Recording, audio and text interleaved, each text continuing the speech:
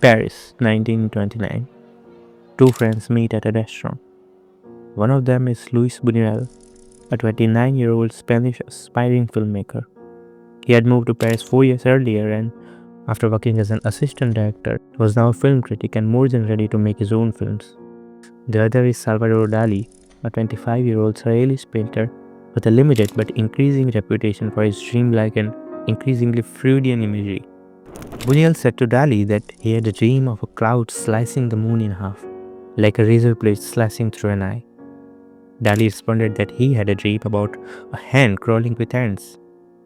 Buñuel got excited and said, "There's the film, let's go and make it." This was revolutionary.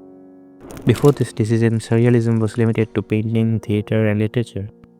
Jean Epstein, the director Buñuel had worked with as an assistant before, believed that every aesthetic decision should have a rational explanation and should fit clearly into the whole.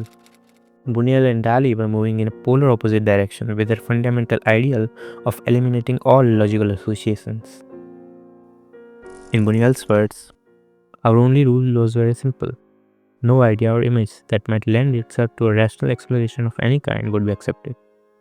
We had to open all doors to the irrational and keep only those images that surprised us without trying to explain why.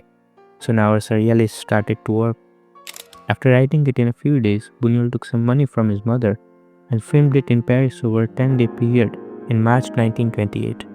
When they ran out of money, Buñuel had to edit the film by himself in his kitchen without any technical equipment. At the premiere, the attendees included Pablo Picasso, Le Corbusier, Jean Cocteau, André Breton, and his whole surrealist group. Buñuel had literally put stones in his pockets to throw at the audience in case of a disaster.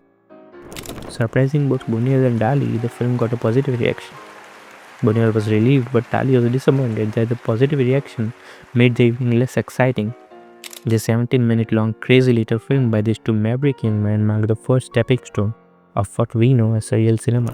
Dali went on to become one of the greatest surrealist painters the world has ever seen, and Buñuel went on to become the greatest surrealist filmmaker the world has ever seen. It's strangely satisfying to see what Jean Epstein told Buñuel before Buñuel parted ways with him. "You seem rather surrealist. Beware of surrealists, they are crazy people."